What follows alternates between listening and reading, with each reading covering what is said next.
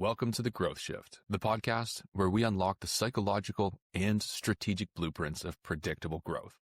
If you've built a successful business, you know the truth. Your expertise is high value, but your time is finite. The question is, how do you sustain that success without sacrificing your most valuable asset?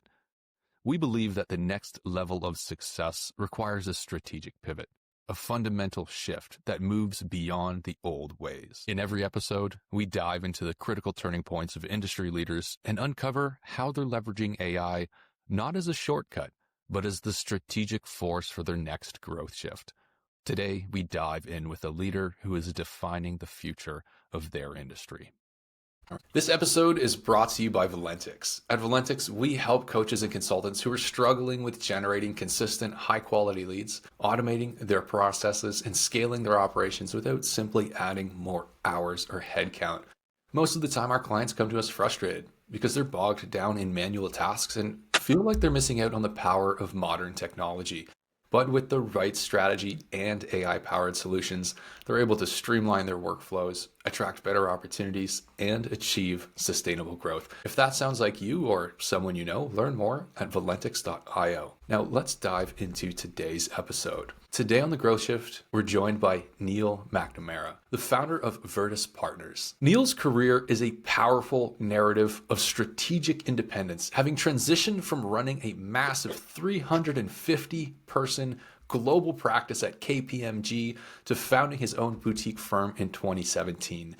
As a high expertise consultant focused on the office of the CEO within the middle market private equity space, Neal is committed to building the firm he's always wanted to lead, one that prioritizes being better over simply being bigger. His insights into navigating complex financial challenges, strategic growth, and the future of human capital in professional services will be highly valuable for our audience. Neal, welcome to The Growth Shift. Thank you. I think I need to get that first sentence that you used there and put that on a tagline somewhere on my LinkedIn profile or something. That's a pretty nice kind of powerful introduction. So I appreciate the kind words. Hey, it's all you. I mean, you've done the work. I'm just sharing a little bit about it.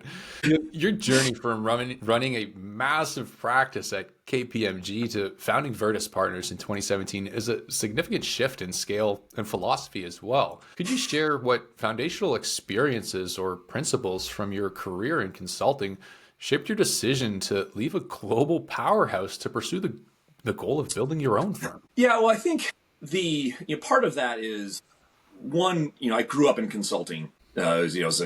From an internship, all at one company, from an internship to a international rotation to a big account partner to leading a practice, and that process of basically seeing and doing about everything you can do in a consulting firm environment. Obviously very foundational just from the industry perspective. I was very successful at doing all these different things along the way within the consulting world, from being, very technically competent and executing my craft to becoming a big sales generator, which is, one of the most important things for partners in the consulting world to do, to then running a practice. And I effectively got thrown into that leadership position when it did happen. I was very, relatively young from a career perspective to have been running as large of a practice as that was. And so it wasn't, let's say, prepared, formally groomed. It wasn't some natural leadership transition there. But when I was thrown in the middle of it, everything seemed to come together for me.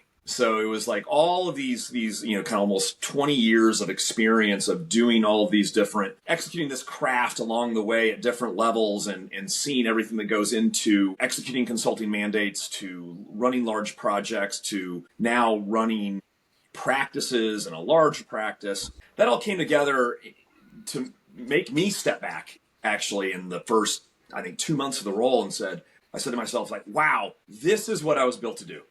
I was good at all of that, but this, leading a practice, leading a firm, leading a company, this is what I was built to do. I had just forgotten, and I had known that much, in early days, probably when I went to school, I would have said, hey, I'm majoring in accounting, but I'm going to be a CEO one day. And quite frankly, I had forgotten that for about 15 years and just put my head down, doing everything you're supposed to do in this big corporate environment.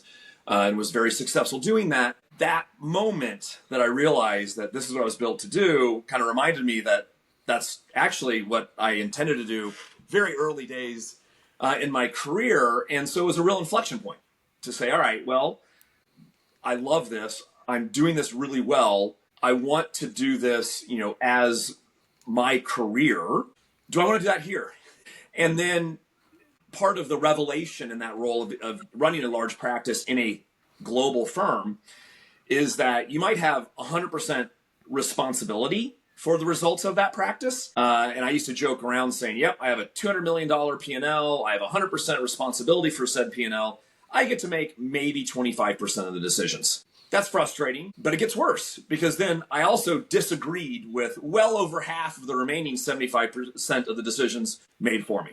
And that's just unsustainable, right? With my personality, it's just eminently frustrating, and you're banging your head against the wall. And so you can look at that and say, all right, well, I can continue to bang my hands against the wall. I can try to, and that's even, taking away all the politics that are involved in large firms. And so it caused me to reflect on, all right, do I want to do this? Do I want to do this here? Where else, how else could one do this? And that kind of put the wheels in motion there for thinking about, well, if I think that I can actually do this better than literally the CEO running my company, what are the options? And one of the options, if you really think you can do it better, is build your own from scratch. And that's what eventually, in the first quarter of 2017, framed out what I wanted to build and said, all right, I'm going to build the company that I want to lead.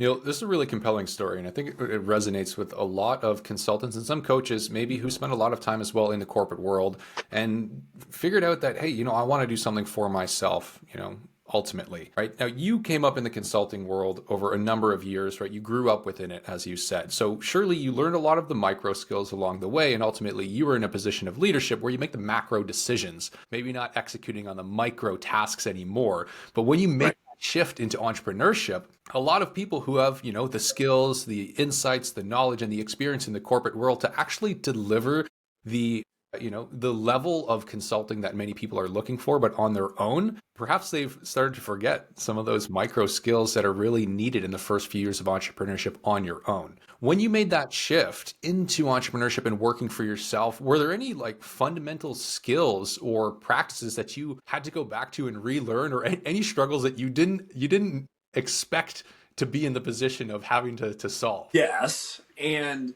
I would probably frame it a bit differently. It wasn't a matter of relearning. It was learning, right? Because I wasn't trained in an entrepreneurial environment, right? I entered, as an intern and then as a first year, a huge global organization with layers of formality and infrastructure and structure and training that was all based off of, again, a large corporate structure and technical competencies.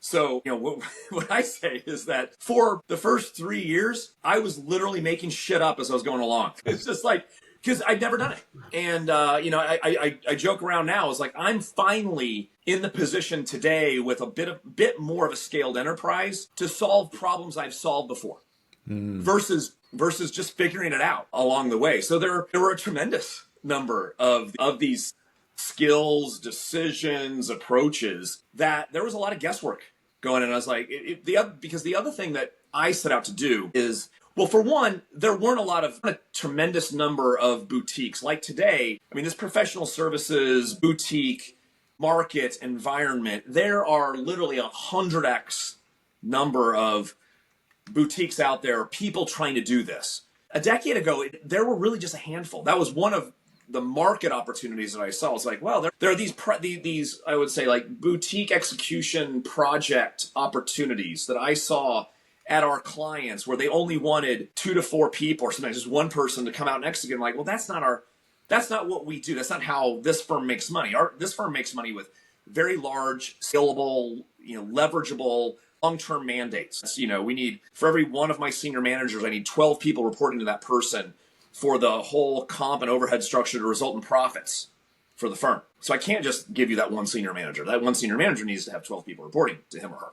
And I saw as a market opportunity that there weren't a bunch of firms that were doing that. Now there are a heck of a lot more. There are a tremendous number of firms there. So all that to say that there wasn't a playbook to follow as a small firm, and even the playbooks that could be out there, or the people that had started doing this, I looked at and said, I don't want to do it that way. And so when I say that we were just making shit up along the way, that truly was just like, okay, nobody's really tried to do it this way.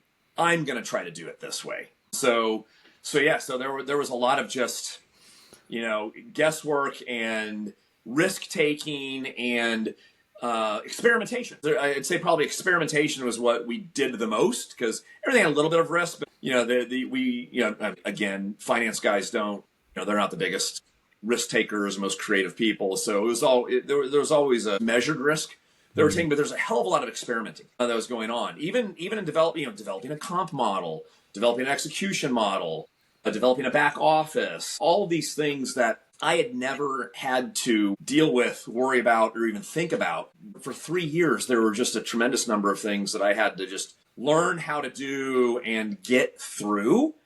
Because honestly, as an entrepreneur, that wasn't my favorite part of the entrepreneurship journey. The setting up the back office, the figuring out the payroll, the financing of all these things. Those were really good experiences to go through, foundational experience, to go from 2 people to 4 people to 10 people to almost run out of money, to then go to 20 people, to not have enough people now because we got all this business and we have everybody working 20 hours a day because we got way too much work in, and then to have a project immediately stop and all of a sudden you have 10 people looking for work. I mean, that part of the journey was very valuable, but not a lot of fun. I would say.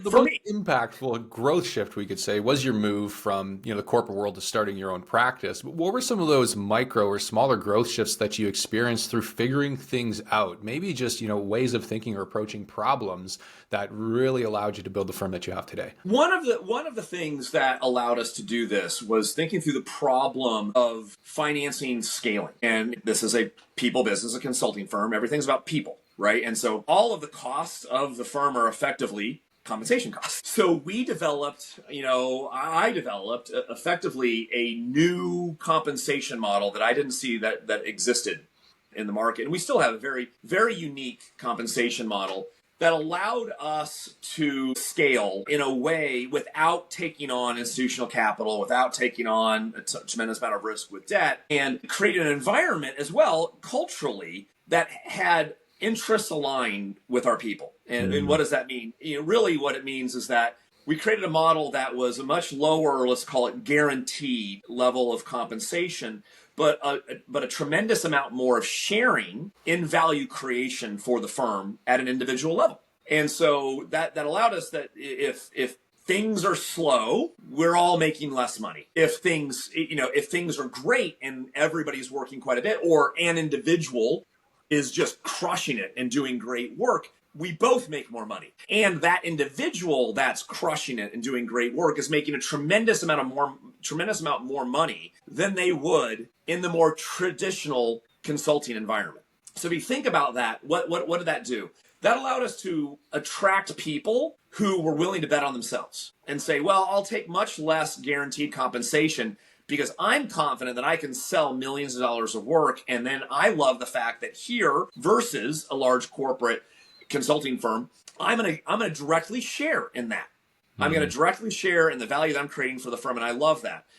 And then on the downside of that, for me, it's like, okay, that gives me the ability to take on more people and have more capacity in the system to execute the work, the work that comes in. And if it comes in too fast, too much work that's in at any given time, I have the scale, the capacity to do that without taking on so much risk where you start effectively running out of money, or you have to finance, you're financing this payroll, and then if it's too slow for too long, you get the typical cycles of hiring and firing.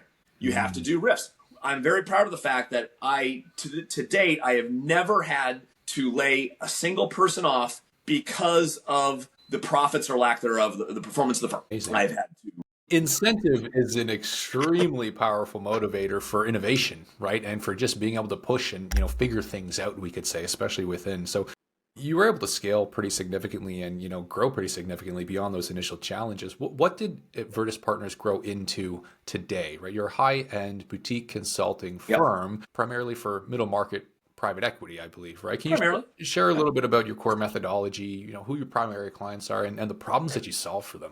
There's the approach that I call the lazy growth approach, which is, okay, let's just add more solutions. Let's just do more. Now, okay, we are an office CFO firm. What else could we do? Tax. Hey, why don't we start doing tax now? Let's build a tax practice, or grow inorganically and let's buy another firm like ours, an office CFO firm, but that firm has a tax practice. Okay, so I guess we're doing tax now. That's not, in my view, that's not strategic growth. But it is traditionally how consulting firms have thought about growth. They've said, well, we should do more now. You go back to the big four a decade or so ago. None of them did strategy. Weren't really strategy firms. I would argue very few of them are still strategy firms today. But they're like, well, they see all this stuff that McKinsey does and Bain and whatnot. Well, here's a way to grow, guys. Let's start doing strategy now. And so let's hire a bunch of guys from those firms, or let's try to buy one there. And I would argue that none of them did it very well. And they still really, a decade later now, they don't have a brand of being real strategy consultants that can even remotely compete with the McKinsey, Bain, and BCGs of the world. So we've avoided that temptation to grow out. And what we're really focused on, and you said it, private equity middle market is a sweet spot. We're not exclusive. It's not like we only serve private equity middle market. But we see a market opportunity to be that very focused provider of office CFO solutions and M&A solutions in that market, and performing that in a way that's always high-end, white glove, excellent client service, solving very difficult problems, and bringing great people to the table to solve those problems. And that's, that is a theme that we're even going into 2026 as we're doing our strategic planning right now. What are we going to do? What we're going to do is that we're going to play to our strengths. We are great at providing office CFO solutions to the middle market and private equity. We are going to really focus on doing much more of that for more clients and more of that for our existing clients. It's a pretty, it's not complex. It's really hard.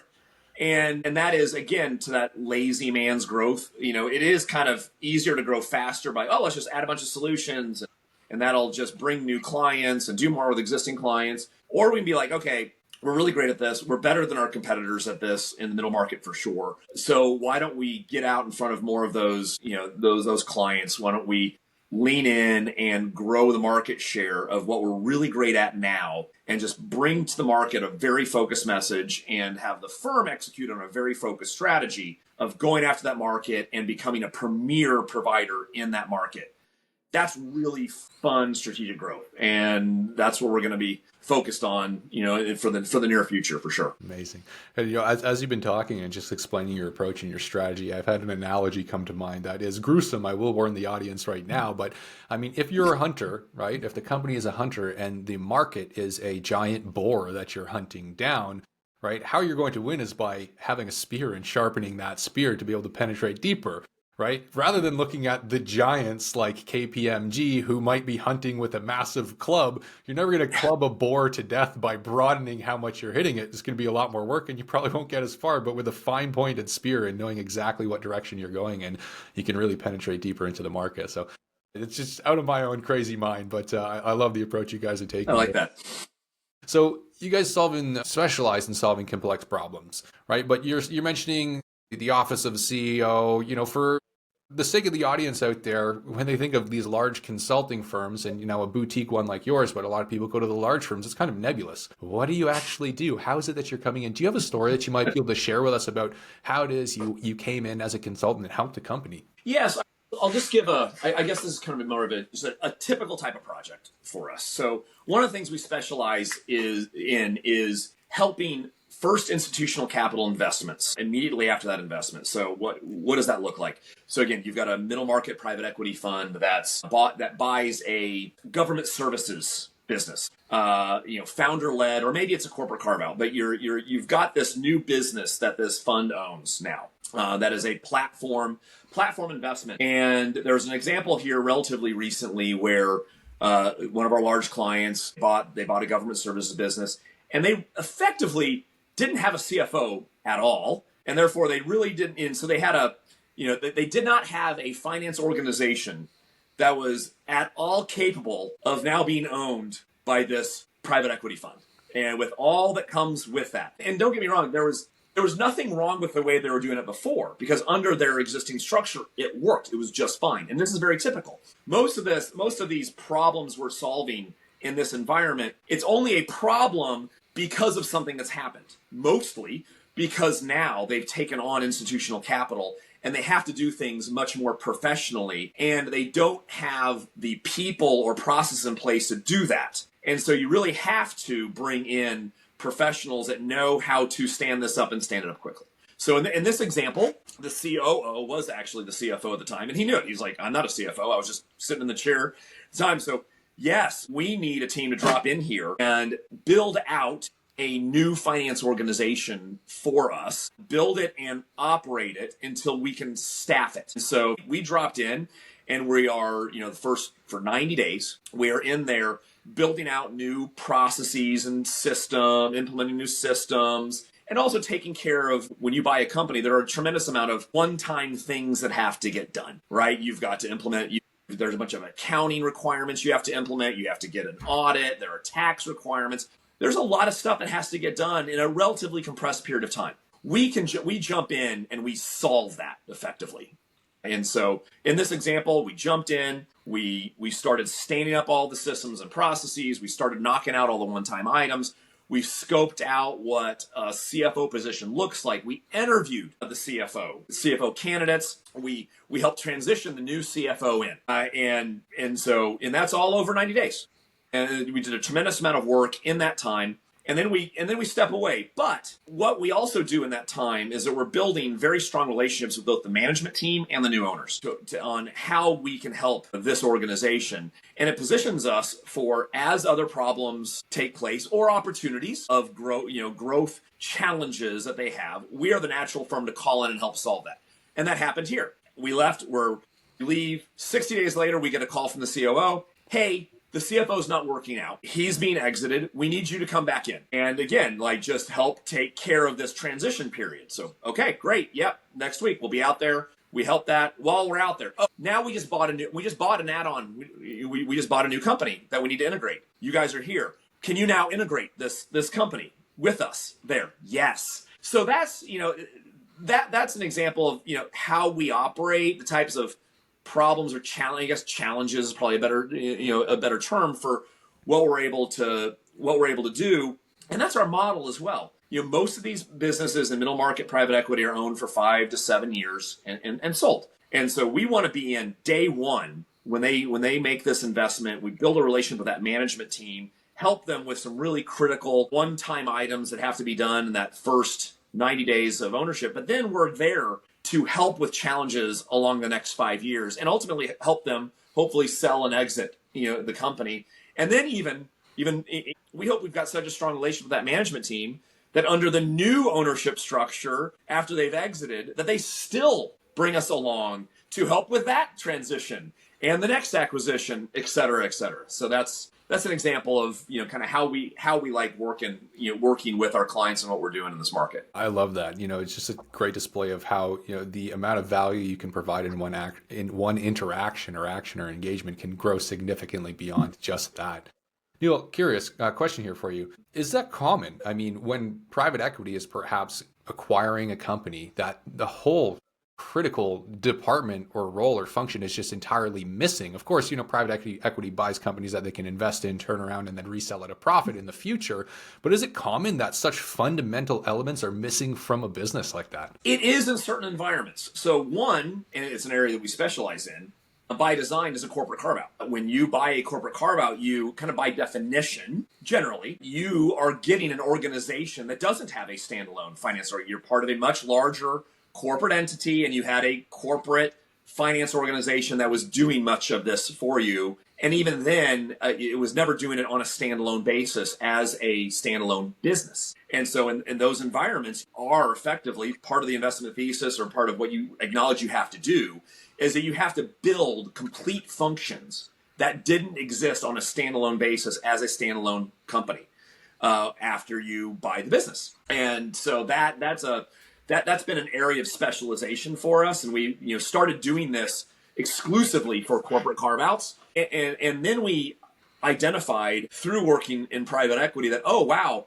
it actually isn't very uncommon that you're getting at least highly unsophisticated finance organizations in middle market investments. So it is actually extremely common, especially in first institutional capital, that you've got a finance organization that, again, was good enough for what was needed at the time under that capital structure, under that growth plan for a founder-led, family-run, privately held business. And it just simply isn't up to task for being owned under private equity. And so, yeah, it is actually very common that at least some level, or I'll say it another way, it's highly uncommon that some level of professionalization doesn't need to be come in and implemented in these investments in the core middle market. You get to larger upper middle market, bulge bracket, private equity to private equity trades, sure. If it's already private equity owned, a lot of this stuff, they're just one-time items that have to be done. That can be hard, but the professionalization of the organization does not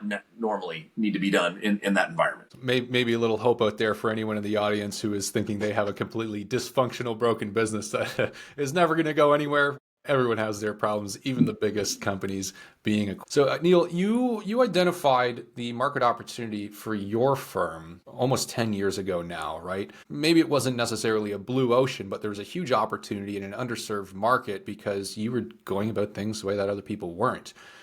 So you have definitely seen the evolution within a market going from less crowded to more crowded and the challenges that have arisen through that time. A lot of coaches and consultants, especially out there in this world today, trying to build businesses, are up against some pretty significant challenges that maybe you didn't have to go through, but you saw evolve, right? In today's world, market saturation, noise, right? Mistrust or misunderstanding in what people actually do and how they do it. From your perspective, what is it that you're witnessing and seeing in the world of consulting with these market forces in mind when it comes to client acquisition, right? Most people's primary goal. So I think, and whether it's a saturated market or not, the biggest challenge is demonstrating some level of differentiation.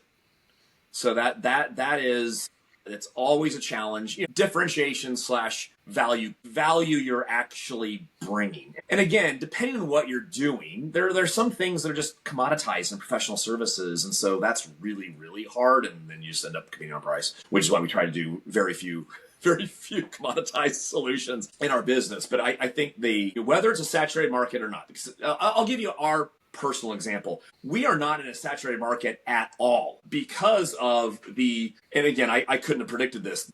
The growth of the number of private equity firms in the middle market it's been exponential since I founded the firm. And the reality is that differentiation is very hard in this business. And, the sales, this is still 90% relationship-based sales. What we do, it is still, and even if you demonstrate differentiation, relationships win. So, the best way to differentiate and convert revenue is build deeper relationships with the buyers of your services. The problem with that is that it takes a long time to do that if you're not just entering into it. All right. So if you don't have that, our first primary goal as a strategy in this market is, we need to build deeper and better relationships with the buyers of our services. Okay. But many times, more often than not, you get opportunities that are at least relationship agnostic, right? You're in a competitive situation. So you have to figure out how to differentiate, and you got to figure out what levers those are. What we found our levers are either it's industry, a level of industry differentiation in our knowledge of the industry in which this entity operates, right? Or it's a level of, or the solution, there's a level of complexity that we can just demonstrate we're better at solving than the competitor. Corporate carve-outs are a perfect example. When we go head-to-head against any of our competitors, we show so well in our solutions around corporate carve-outs. We have so many people that have executed these solutions and have dealt with these challenges so many times that it just comes off that we just simply know what the heck we're doing. And one of my favorite stories is that we actually have a private equity owner of one of our top competitors, and they hired us instead of their own portfolio company to solve a problem within a corporate, in a big corporate carve-out transaction. And so that, I mean, again, you talk about relationships normally win. Well, actually, that one we were able to demonstrate outsized expertise in that solution. But it's still really hard. It's still really hard to do that. And that's what I would say you need to focus on. You got to figure out where you can provide outsized value, differentiated expertise. Otherwise, you're just competing on price. And that's no fun. Yeah. That's no fun. Yeah. And we have competitors that'll come in at 60% our rates all the time. And sometimes we lose because of that, because the management team doesn't necessarily acknowledge that we have, or said another way, we haven't been able to convince that management team that we actually can provide outsized value or more expertise, or even when we're arguing that, our rate card's much higher, but we're much more efficient. The total landed cost is probably going to be about the same because they're going to put 2x the people at 60% the rate, and we're going to provide, but it's tough. It's tough. Differentiation and outsize value are critical for anyone, as you said, who don't want to fall into a place where they're competing on price. But unfortunately, I think a lot of newer or lower level coaches and consultants fall into that position, right? Where maybe they're competing on price, they're struggling to differentiate just because there's so many people who don't actually understand what it is they do. But underlying all of it, what's most critical, it sounds like, and this is going to be crazy coming from a guy who has an AI company, is relationships at the end of the day, right? You need to be able to build quality relationships and trust to get past all of these other market forces. And Neal, it's something you've been able to do incredibly well, of course. When it comes to maintaining and building quality relationships, while also adapting to the changing times and using technology and AI, which, can negatively impact relationships and the ability to build them. Where do you find that balance of leaning into the relationships, but also being able to leverage and utilize technology to help you do so better? That was a great way of framing that. So you obviously know this is coming. And as I'm answering some of these questions, because one of the areas people have tried to differentiate in the past, and some have been successful, and in fact, back when I was at KPMG, we had developed a proprietary technology, which for a year and a half to 2 years gave us a market-leading position until one of our competitors was able to replicate that technology, and then you're back to square one. There's no question that technology can give you an advantage. You can differentiate through it, but it's really hard. It's really expensive if you're not a software, right? That's not our business. We're not a software developer. So trying to develop a technology that'll differentiate us in the market, that's really hard, and it can be really expensive to do. So I agree with you. That said, you still have to stay on top of, and I think to answer your question very specifically, I think that what you have to make sure you're doing, again, to maintain those relationships and maintain the confidence that you are still staying kind of at the top of your game for what you do for your clients, is that you have to know enough of where this is going. And you have to have some level of strategy around how is AI going to impact your business specifically, and then what your client's business for the things you solve. So again, within the office of CFO, simply for us, right?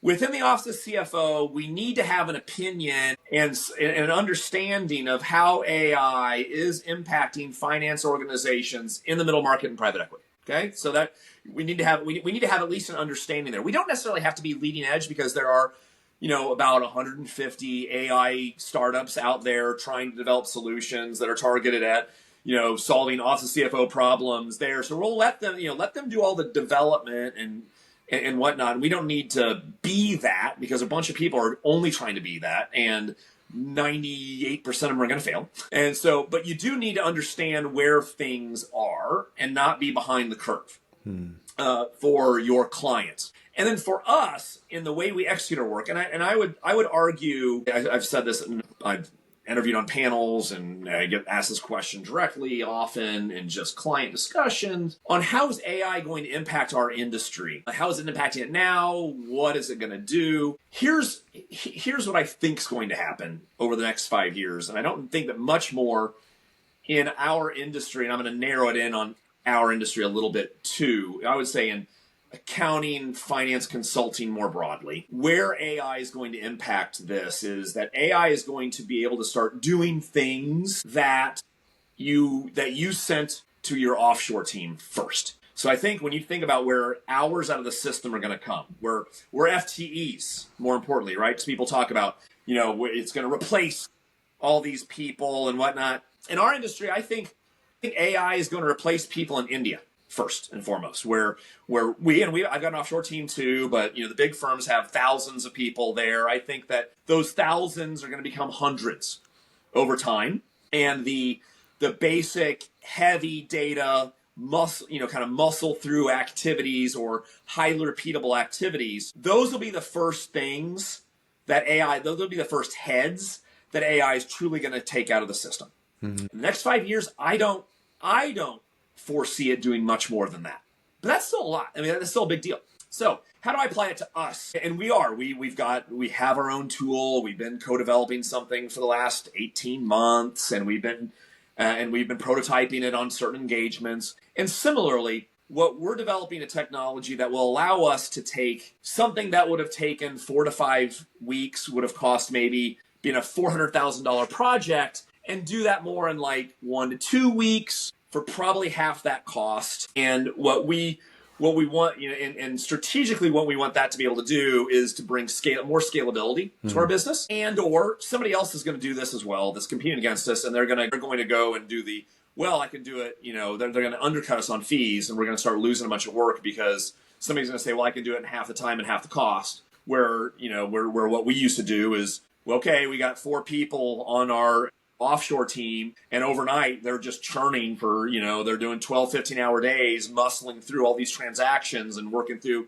thousands of transactions to work on this restatement project. We need to develop a faster solution, both to kind of scale and do more of those at the same time, but to protect ourselves from a competitor that's going to go in and do things for half our cost. That's where, for me personally, we are investing in a way to bring more project enablement to drive efficiencies and scale in our business for our clients. And, could that result into some leave behind where you've got some ability of having a subscription-based support from this tool you develop? Maybe. We'll see. But at the very least, I think what we all need to do is figure out these technologies that'll make us more efficient and allow us to scale and serve our clients, better and faster. Yeah, it's not addition and subtraction, or I should say subtraction and addition, that is going to help companies scale. It's multiplication, right? Yeah. By trying to remove heads, you're subtracting, and sure, maybe you're adding a little bit of bottom line, but it's the multiplication of what you're doing that's really going to help anyone scale faster. Well, said another way, I've had these conversations, with, these strategic conversations with my team. And part of the, one of the things to say is like, listen, if we spent all this time and money developing this, and the only thing we did was just removed billable hours from our, that helps us not at all, right? So if all we're doing is we're just replacing, we're using fewer people and fewer hours, offshore, we did not increase the value of our business here. So there's got to be some other strategic implication and application of this for us to invest all of this time and money in doing. From your perspective, as a leader focused on solving complex problems, what are the biggest risks or concerns for leaders at firms that approach AI simply as a headcount reduction tool? I mean, yeah, that's like you said, it's managing. You don't manage growth through cost reductions. So that's, and again, this industry is seeing, this year, broadly speaking, for professional services, especially professional services organizations that do a lot of work around M&A, it's been rough. And I was with a friend of mine, colleague, the other night, and he was lamenting that, the leaders of my firm, they think they can grow through EBITDA reduction, cost reductions, grow EBITDA through cost reductions. So that's a risk. Again, what you have to be focused on not being caught off guard. right? So again, like in my example, we have to make sure that somebody doesn't come in and then can just undercut our costs by half and gobble up a bunch of work because they can do it with the technology. That's different than the strategy of, okay, well, I'm going to replace a bunch of heads and hours by eliminating this. That doesn't seem very strategic, and so I would advise you've got to keep up with the competition to stay cost competitive, which is different than trying to take cost of the system just for cost of the system. Mm-hmm. And then you want to, and again, the more strategic way of looking at it is how can it be a multiplier, without overestimating that multiplication effect and dropping millions of dollars into R&D budgets that don't really result in the multiplication at the same time. Neal, your insights into strategic independence, purposeful growth, and the future of human capital are truly compelling. To conclude, based on your philosophy of building the firm that you want to lead and focusing on being better over bigger, what's the single most important piece of advice that you'd offer to our audience who are striving to build resilient, successful businesses in today's market? So I would say focus on your core. You really have to focus on your core, figure out what you bring to the market that is differentiated from the competition, and play to your strengths. I think that will allow you to build a strong and stable business in this industry. Thank you again for joining us on The Growth Shift today. For any of our audience who might like to learn more about Virtas Partners or just connect with you to continue the conversation, what would be the best way to find you online? So we've got our website, obviously, virtaspartners.com. You can find me through LinkedIn. I'm very, very active in the social media aspect of our branding and marketing. And so I can be found that way as well. Thanks again for joining us today. Thank you. Another powerful conversation on The Growth Shift. If you, like our guests, are ready to turn your expertise into a predictable, scalable growth engine, one that eliminates the grind of prospecting and enhances your high-value relationships, then it's time to connect with Valentix. We are not a marketing agency. We are your strategic growth partner, building intelligent systems that ensure your client acquisition is predictable, not dependent on chance. To see how our AI-powered frameworks can free up your time and fill your calendar with decision makers, visit valentix.io. Thank you for joining us on The Growth Shift. We'll see you next time.